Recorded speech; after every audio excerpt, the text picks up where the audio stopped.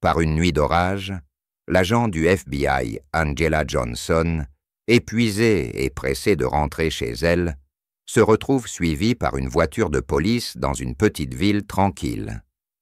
Alors que l'officier Mark Henderson s'approche de son véhicule, le calme d'Angela est accueilli avec hostilité. Ce qui commence comme un simple contrôle routier dégénère rapidement en une confrontation tendue, alimentée par les préjugés de Henderson. Malgré son agressivité, Angela reste composée, ne révélant son badge du FBI qu'après avoir été maltraitée. La réalisation de son erreur frappe Henderson de plein fouet.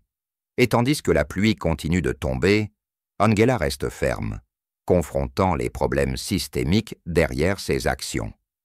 Si vous n'êtes pas abonné, je vous recommande de vous abonner et d'activer la cloche pour ne manquer aucune vidéo. Angela Johnson rentrait chez elle par une nuit sombre et orageuse. La pluie torrentielle tombait du ciel, créant un déluge implacable qui brouillait sa vision et rendait la route devant elle presque invisible.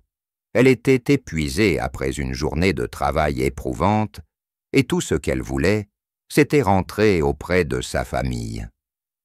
Cependant, ce soir-là, elle ne portait pas son uniforme du FBI, mais était habillée de manière décontractée, avec un jean et un sweat à capuche, se fondant parmi les autres habitants de cette petite ville endormie.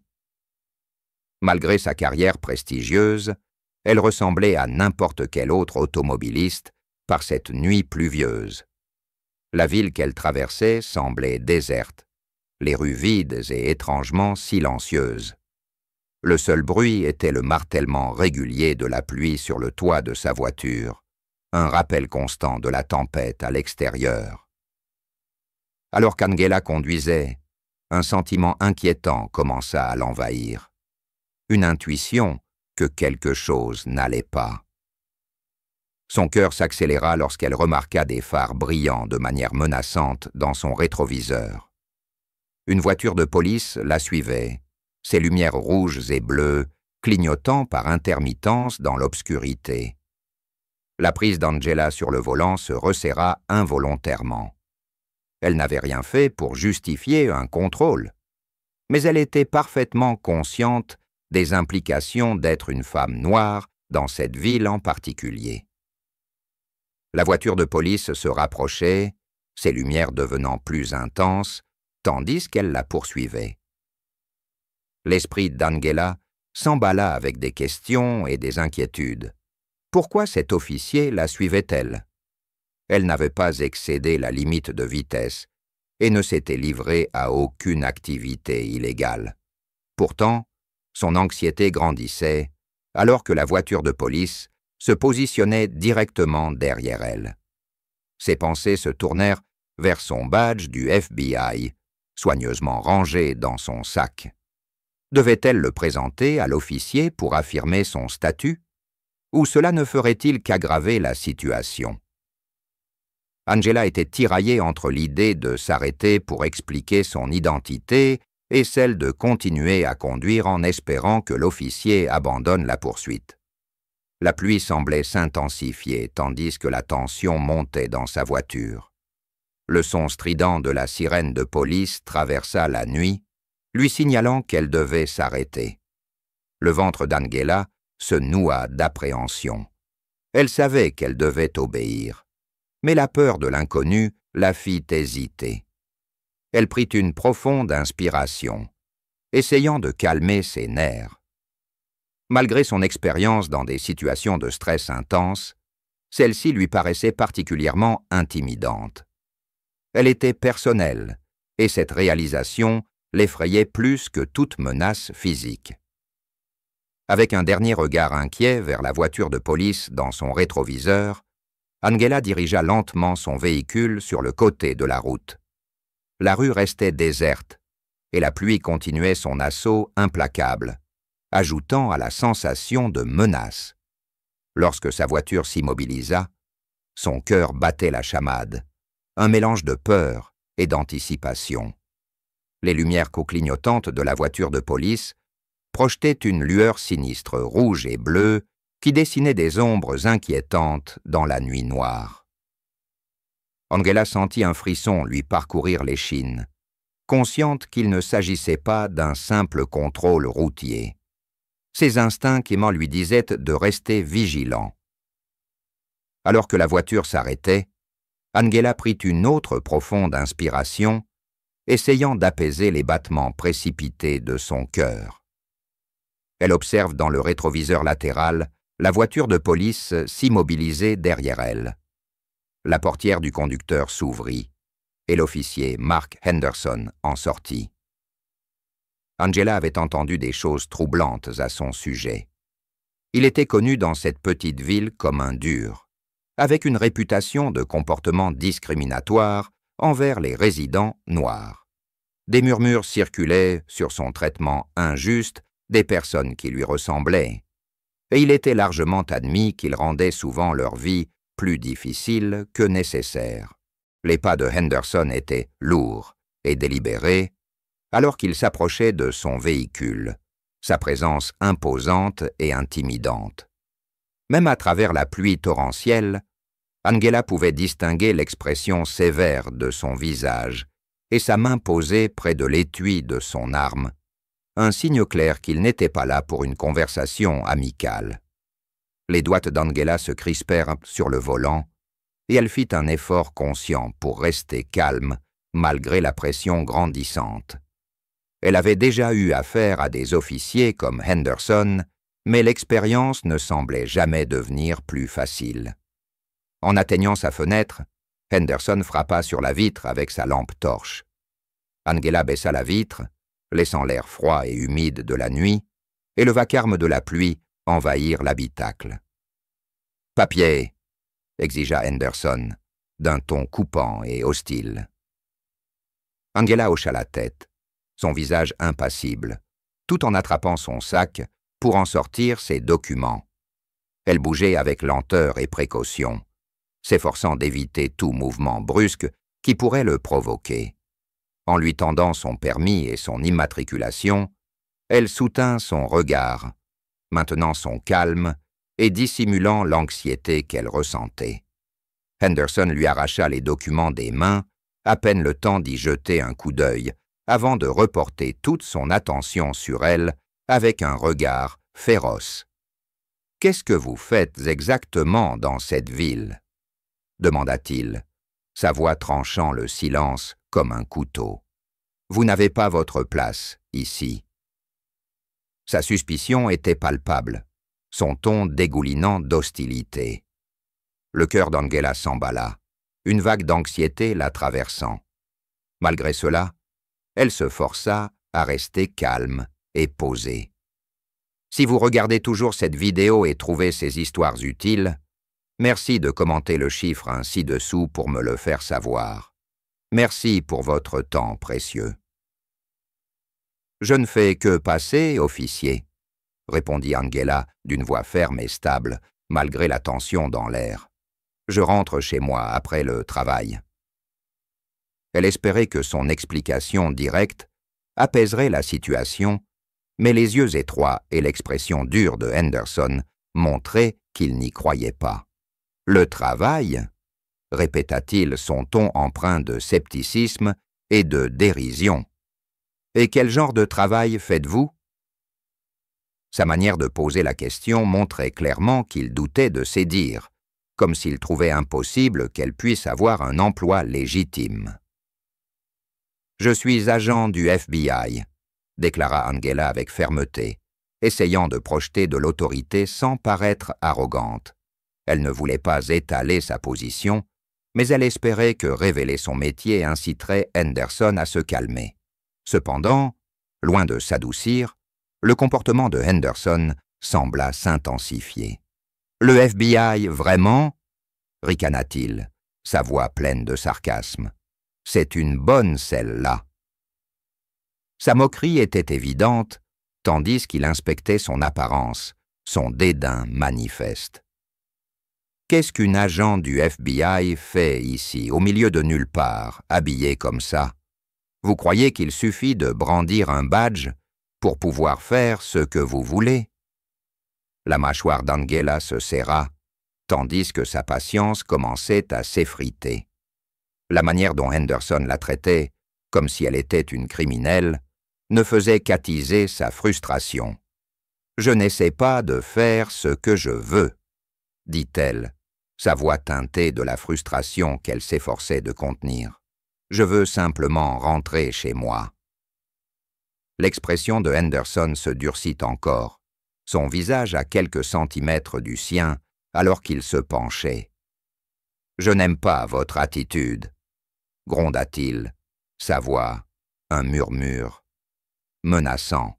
« Et je n'apprécie pas que vous pensiez s'être au-dessus des lois sous prétexte que vous prétendez être du FBI. Vous feriez mieux de vous expliquer, et vite. » L'air entre eux était chargé d'une tension palpable. Angela comprit qu'il ne s'agissait plus d'un simple contrôle routier. C'était une lutte de pouvoir, et Henderson était déterminé à affirmer sa domination. Ses yeux brûlaient d'une colère à peine contenue, tandis qu'il se rapprochait encore, sa voix chuchotant une menace. « Sortez de la voiture !» ordonna-t-il, son ton ne laissant place à aucun refus. Angela soutint son regard intense avec un calme inébranlable. « Monsieur, je n'ai rien fait de mal. Il n'y a aucune raison pour que je sorte de cette voiture, » répondit-elle, d'une voix ferme mais respectueuse. Elle connaissait parfaitement ses droits et était déterminée à ne pas se laisser intimider pour y renoncer. Le visage de Henderson se tordit en une grimace de rage. « Vous refusez d'obéir à un ordre légal ?» cracha-t-il, sa main agrippant la poignée de la portière, avec une intensité qui blanchit ses jointures. Angela vit la fureur dans ses yeux, cette fureur qui venait de sa colère d'être défié par quelqu'un qu'il considérait comme inférieur. « Je ne refuse rien, » dit Angela, son cœur battant fort dans sa poitrine. « Mais je n'ai enfreint aucune loi, et je ne vois pas pourquoi vous insistez pour que je sorte. » La colère de Henderson s'enflamma encore, attisée par le calme défi d'Angela. Il était habitué à ce que les gens fléchissent sous son autorité, pas à ce qu'ils lui tiennent tête, et certainement pas à ce qu'une femme noire le fasse. L'idée que quelqu'un le défie, surtout dans cette situation, dépassait ce qu'il pouvait tolérer. Son visage rougit de rage, et ses jointures blanchirent, tandis qu'il serrait plus fort la poignée. « J'ai dit, sortez de la voiture !» hurla-t-il, sa voix résonnant dans la nuit alors que la pluie redoublait, créant une atmosphère suffocante autour d'eux. Sans lui laisser le temps de répondre, Henderson ouvrit la portière d'un coup sec, la force du geste faisant trembler la voiture. Le souffle d'Angela s'arrêta lorsqu'il la saisit par le bras, la traînant hors du véhicule avec une violence qui la fit trébucher. La pluie la trempa en quelques secondes, collant ses cheveux à son visage et traversant ses vêtements. Ses instincts lui criaient de résister, de se battre, mais elle savait que ce ne serait pas sage. Tout acte de défi ne ferait qu'envenimer la situation. Mais elle ne pouvait pas non plus se laisser faire. « Officier, vous faites une erreur », parvint-elle à dire, essayant de garder sa voix stable malgré la rudesse de sa prise. Ces mots tombèrent dans des oreilles sourdes. Henderson était consumé par sa fureur, agissant dans un espace où la raison n'avait plus sa place. « Fermez-la !» aboya-t-il, la poussant contre le côté de la voiture avec une force qui lui envoya une douleur aiguë dans l'épaule. Angela grimpa mais tint bon, déterminée à rester calme malgré la douleur. Henderson, toujours furieux, poussa plus fort, ses mains s'enfonçant dans elle, alors qu'il essayait de l'immobiliser contre le métal froid. Le pavé glissant sous ses pieds et le poids de son agression rendaient presque impossible de garder l'équilibre. Angela avait déjà connu des confrontations physiques, mais celle-ci était différente. Il ne s'agissait pas seulement du fait qu'elle était une agente fédérale, mais de la couleur de sa peau et du pouvoir que Henderson croyait avoir sur elle. Alors que Henderson la forçait vers le bas, le sac d'Angela glissa de son épaule et tomba au sol, répandant son contenu sur le trottoir trempé. Du rouge à lèvres, des clés et quelques papiers épars gisaient dans les flaques, mais parmi les débris, quelque chose de métallique et brillant attira la faible lumière du réverbère. Un éclat qui capta le regard de Henderson. Il se figea, son attention rivée sur l'objet maintenant posé sur le sol mouillé. Le badge du FBI d'Angela, indéniable dans son autorité, était exposé devant lui. À cet instant, le monde sembla s'arrêter. La pluie, le vent, même la tension dans l'air, tout se figea, alors que la gravité de la situation le frappait. Les yeux de Henderson se fixèrent sur le badge, et la réalisation de ce qu'il venait de faire commença à l'envahir. Sa prise sur Angela se relâcha, et la rage qu'il avait consumée quelques instants plus tôt se dissipa, remplacée par le choc et l'incrédulité.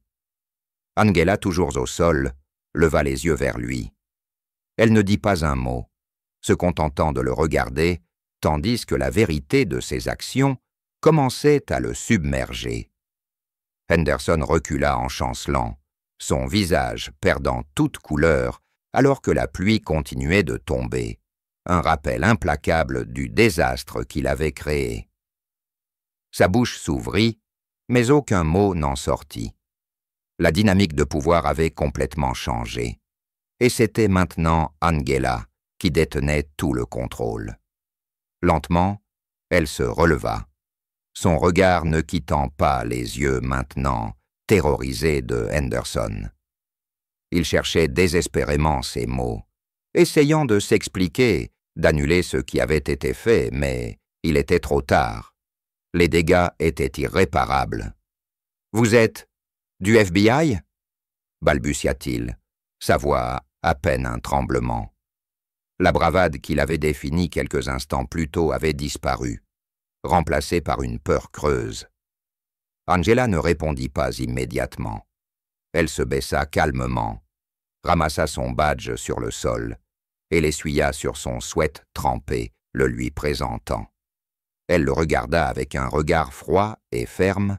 « Oui, » confirma-t-elle, sa voix tranchant la nuit comme une lame. « Je le suis. » Le visage de Henderson se tordit en un mélange de peur, de regret et d'horreur grandissante.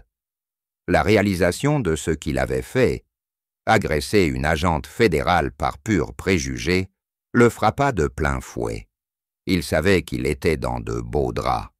La pluie continuait de tomber, seul bruit dans la nuit maintenant étrangement silencieuse et chargée de tension, tandis que Henderson fixait le badge, sa surface métallique brillant sous les lumières tamisées de la rue. Il sentit le poids de ses actions l'écraser. L'agressivité qui l'avait animé quelques instants plus tôt avait disparu, laissant place à une peur suffocante, alors qu'il comprenait l'énormité de son erreur. Angela resta un moment au sol, la pluie traversant ses vêtements, mais ses yeux ne quittèrent pas le visage de Henderson. Elle observa attentivement la transformation de son expression, comment la colère et l'arrogance qui avaient durci ses traits laissèrent peu à peu place à la peur et à l'incertitude. Sa confiance initiale et son sentiment de supériorité s'étaient évaporés, laissant derrière eux un homme soudainement saisi par la terrifiante réalisation des conséquences de ses actes. Angela ne tenta pas de se relever immédiatement, laissant Henderson assimiler pleinement la gravité de ce qu'il avait fait. La bouche de Henderson s'ouvrit et se referma à plusieurs reprises, ses pensées s'emballant dans une tentative désespérée de trouver les mots justes. « Je ne savais pas », finit-il par balbutier, reculant d'un pas chancelant. La voix qui avait été si autoritaire et dure quelques instants plus tôt tremblait maintenant d'insécurité et de doute. « Vous voyez, Je ne savais pas qui vous étiez. » Lentement, Angela se releva du sol mouillé, ses mouvements délibérés et contrôlés, sans jamais rompre le contact visuel avec Henderson. La pluie dégoulinait de ses cheveux, et ses vêtements collaient à son corps, mais elle se tenait droite et inébranlable. Sa présence dégageait maintenant encore plus d'autorité qu'auparavant, et elle n'avait pas besoin de prononcer un mot pour que Henderson comprenne l'ampleur de son erreur. L'esprit de Henderson était en tumulte, cherchant frénétiquement un moyen de sortir du pétrin qu'il s'était créé. « Je croyais que vous étiez quelqu'un d'autre », lâcha-t-il, ses mots se bousculant dans sa hâte de s'expliquer. « Vous ne montriez pas votre pièce d'identité et vous ne coopériez pas. Je faisais juste mon travail. » Mais même en prononçant ces mots, il savait qu'ils étaient creux et insuffisants. Ses excuses s'effondraient sous le poids de la vérité de ses actes. Le silence d'Angela, son attitude composée, était plus accablant que toute accusation qu'elle aurait pu formuler. « Je ne voulais pas vous faire de mal », ajouta Henderson, sa voix faible, presque suppliante. Il était désespéré de justifier ses actes, de trouver un moyen de rendre ce qu'il avait fait moins grave. Mais en regardant dans les yeux d'Angela, il vit qu'il n'y avait aucune justification. Il avait franchi une ligne qui ne pourrait jamais être effacée. Angela parla enfin, sa voix froide et stable, chaque mot tranchant la nuit comme une lame. « Vous ne saviez pas parce que vous vous en fichiez », dit-elle, ces mots transperçant les faibles défenses de Henderson. « Vous avez vu ce que vous vouliez voir. Une femme noire qui n'avait pas sa place ici, et vous avez agi en conséquence sans réfléchir, sans remettre en question vos préjugés. » Henderson tressaillit à ces mots, la vérité indéniable qu'ils contenaient trop puissante pour être ignorée. Il ouvrit la bouche pour parler, pour essayer de se défendre, mais aucun son n'en sortit. La réalisation de ce qu'il avait fait et à qui il l'avait fait s'enfonçait en lui un peu plus à chaque seconde qui passait. Si vous regardez toujours cette vidéo et trouvez ces histoires utiles, merci de commenter le chiffre 2 ci-dessous pour me le faire savoir. Merci pour votre temps précieux. J'essayais juste de faire mon travail, répéta-t-il faiblement, mais même à ses propres oreilles, ces mots sonnaient pathétiques. Angela leva son badge, le lui montrant clairement dans la faible lumière. Votre travail est de protéger et servir, pas de harceler et attaquer les gens en fonction de la couleur de leur peau, dit-elle, sa voix empreinte d'une fureur silencieuse qui le fit encore reculer. Et vous avez échoué lamentablement. Les mains de Henderson tremblaient, alors qu'il attrapait sa radio, incertain de ce qu'il devait faire. Toute sa carrière, toute sa vie, semblait-il lui glisser entre les doigts. Il avait commis une grave erreur, une qui pourrait lui coûter tout ce qu'il avait, et il le savait. La peur des conséquences mis à venir planait sur lui comme un nuage sombre, plus terrifiant que tout ce qu'il avait connu auparavant. Angela l'observa attentivement, son expression impénétrable. Elle comprenait que la dynamique de pouvoir avait changé, que les rôles s'étaient inversés, mais elle savait aussi que cette confrontation était loin d'être terminée. Alors que la pluie continuait de tomber, Angela sentit un sentiment de clarté et de but s'installer en elle. Elle savait qu'elle devait naviguer avec soin la responsabilité et l'autorité qui étaient maintenant entre ses mains. Prenant une profonde inspiration, elle se redressa complètement, ses mouvements délibérés et contrôlés malgré la pluie battante. Elle secoua ses vêtements trempés, puis se baissa pour ramasser son badge du FBI sur le trottoir mouillé. Le poids du badge dans sa main semblait plus lourd maintenant, symbolique du pouvoir et de la responsabilité qu'elle portait. Elle le retourna entre ses doigts avant de le présenter à Henderson, lui faisant clairement comprendre que ses actes ne resteraient de pas impunis. « Je suis l'agent spécial Angela Johnson, du FBI », déclara-t-elle, sa voix empreinte d'une autorité indéniable, chaque mot tranchant comme une lame à travers l'épaisse tension dans l'air. « Et vous venez de commettre une grave erreur, officier Henderson. » Le visage de Henderson perdit toute couleur, alors que la réalité de la situation le frappait comme une tonne de briques. La façade confiante qu'il avait arborée plus tôt s'effondra en un instant, remplacée par une expression de pure panique. L'image d'Angela, droite, son badge brillant dans la faible lumière, était un rappel brutal du pouvoir qu'elle détenait, un pouvoir qu'il avait gravement sous-estimé. Il avait tenté de la dominer, d'affirmer son autorité, mais maintenant les rôles étaient inversés. La dynamique de pouvoir avait changé si radicalement qu'il en était désorienté. Il savait au fond de lui qu'il était dans de sérieux ennuis, et son esprit s'emballa, cherchant désespérément une issue. Mais il était trop abasourdi pour penser clairement. « Écoutez, je ne savais pas, » balbutia Henderson, sa voix trahissant sa peur. « Je ne voulais pas... Je veux dire, je croyais que vous étiez quelqu'un d'autre. » Ces paroles étaient une faible tentative de justification, mais elles sonnaient creux face au regard inébranlable d'Angela. Son expression restait glaciale, ses yeux perçant les siens, avec un mélange de déception et de détermination.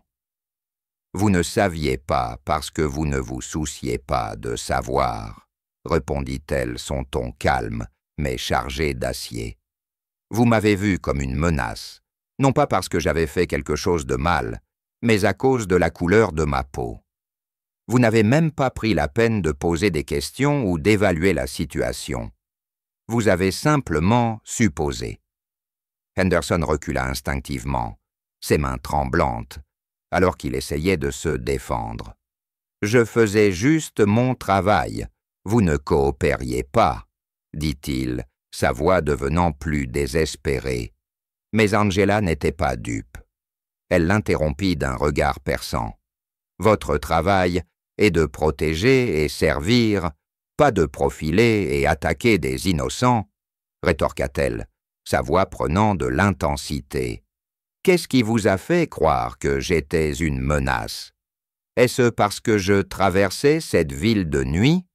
Ou est-ce parce que je suis noir et que vous pensiez que je n'avais pas ma place ici? » Henderson ouvrit la bouche pour répondre, mais les mots restèrent coincés dans sa gorge. Il savait qu'il n'y avait pas de bonne réponse à ces questions, aucune justification qui pourrait excuser ses actes. Angela ne lui laissa pas le temps de rassembler ses pensées.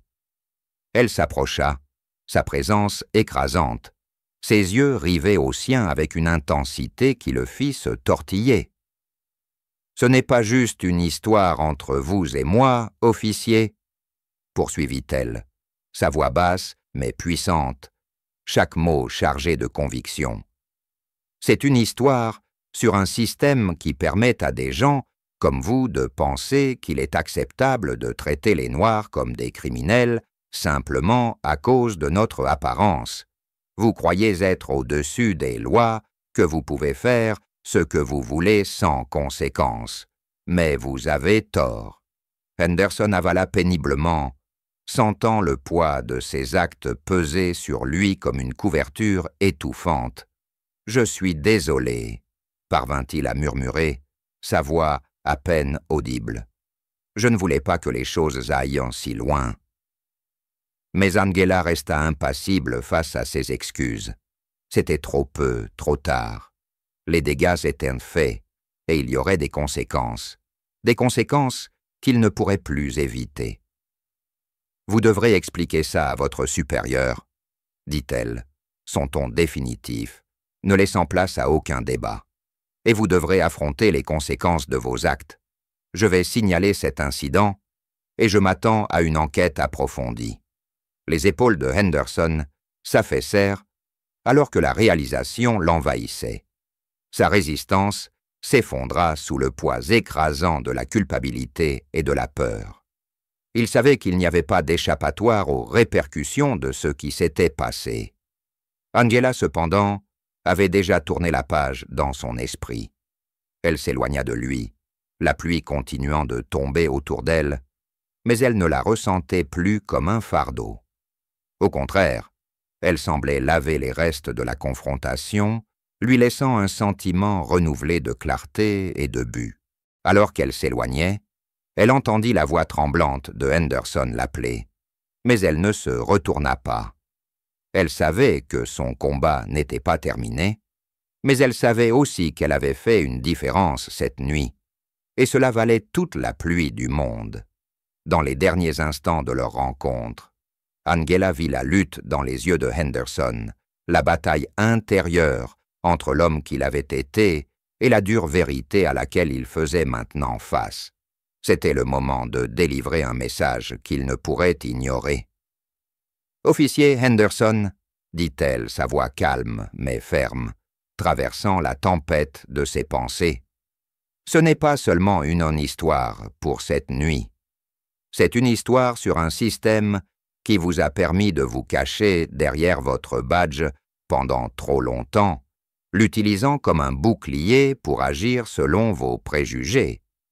Mais cela s'arrête maintenant. » Henderson tressaillit à ces mots, une réaction viscérale qu'il ne pouvait contrôler, mais son regard resta fixé sur Angela. La vérité dans ses paroles était comme un scalpel, tranchant les derniers fils de l'auto-illusion qu'il avait soigneusement construite. Angela s'approche encore, sa voix inébranlable, coupant la tension comme une lame. La justice ne consiste pas à brandir le pouvoir pour un gain personnel. Elle consiste en l'équité, l'égalité et la protection de ceux qui ne peuvent se défendre eux-mêmes. Elle consiste à faire respecter la loi avec intégrité, pas à la tordre pour qu'elle corresponde à vos fins. Tant que vous ne comprendrez pas cela, vous n'êtes pas un protecteur.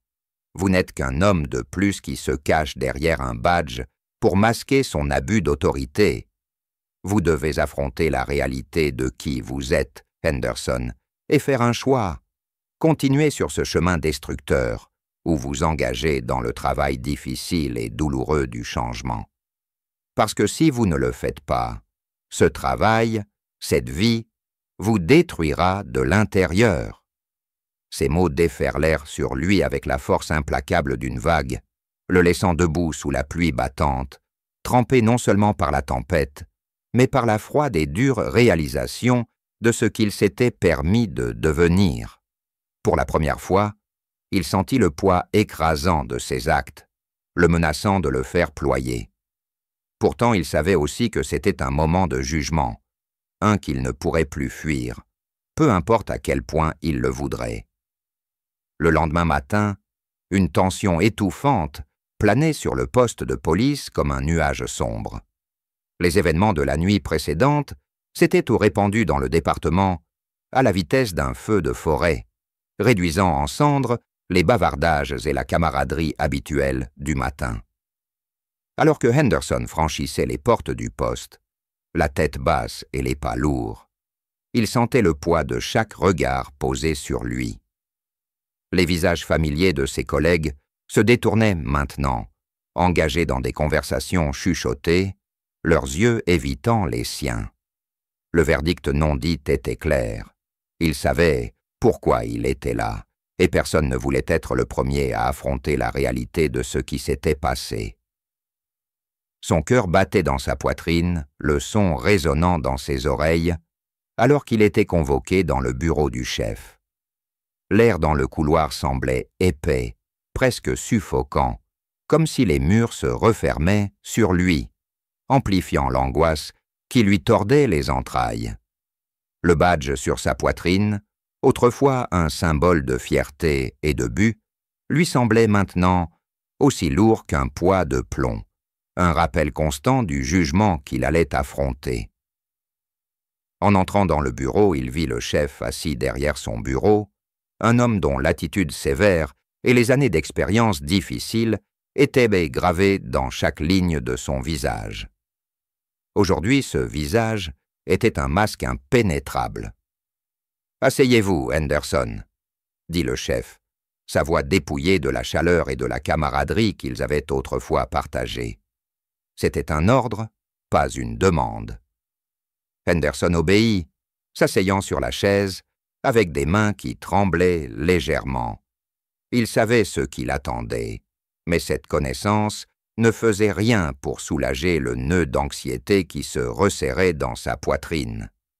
« Nous avons reçu une plainte formelle de l'agent spécial Angela Johnson, » commença le chef, son ton professionnel mais empreint d'une froideur définitive qui glaça Henderson jusqu'aux os. Elle a fourni un compte-rendu détaillé des événements. Le chef poussa un épais dossier vers Henderson, son contenu représentant une condamnation sans appel de la gravité de la situation. À l'intérieur se trouvaient des articles de presse aux titres incendiaires: racisme, abus de pouvoir, une agente du FBI agressée. Chaque coupure était comme un coup de poing dans l'estomac pour Henderson, lui révélant l'ampleur des dégâts qu'il avait causés, pas seulement pour lui-même, mais pour tout le département et la communauté. Cet incident a attiré une attention considérable, tant au sein du département que dans les médias, poursuivit le chef, sa voix dépourvue de toute trace d'empathie. Nous sommes Silidem sous surveillance, et la réputation du département est en jeu. Les conséquences pour vous, pour nous tous, seront sévères. Henderson sentit ces mots s'abattre sur lui comme un étau, lui comprimant la poitrine. Il n'y avait pas d'échappatoire. « Le département est désormais sous enquête interne », déclara le chef, son ton empreint d'une déception profonde. « Et honnêtement, nous ne pouvons pas nous permettre de tolérer ce genre de comportement. À compter de maintenant, vous êtes suspendu en attendant une enquête approfondie. Selon les conclusions, vous pourriez faire face à des conséquences allant bien au-delà de simples mesures disciplinaires. » Le mot « suspendu » résonna dans l'esprit de Henderson, étouffant tout le reste. Ses années de service, sa réputation, son autorité, tout s'effondrait autour de lui. Alors qu'il se levait pour partir, le chef l'arrêta d'une dernière remarque. « Marc !» Son regard trahissait une lueur de pitié. « Je ne sais pas comment tu vas te relever de ça, mais si tu reviens un jour, tu ferais mieux d'être un homme changé. » Henderson hocha la tête, incapable de prononcer un mot. Dehors, une foule de journalistes l'attendaient, leurs caméras clignotantes comme des strobes. Les questions fusèrent, accusatrices, tandis qu'il tentait de se protéger le visage. La ville qui avait été son terrain de jeu lui semblait maintenant hostile, les regards autrefois respectueux chargés de mépris. Assis seul dans son salon, le poids de sa suspension lui écrasait les épaules. Le silence de sa maison, autrefois réconfortant, était maintenant hanté par les mots d'Angela et la réalisation brutale de ses échecs. Il avait toujours cru être un défenseur de la loi, mais maintenant, ses convictions lui semblaient creuses. Il avait utilisé son badge non pour protéger, mais pour dominer, pour affirmer un pouvoir fondé sur la peur et les préjugés. La voix d'Angela résonnait dans sa tête, inlassablement. Ce n'est pas seulement une question de perdre ton travail, c'est une question de changer la façon dont des gens comme toi pensent et agissent. Henderson comprit qu'il devait affronter cette vérité.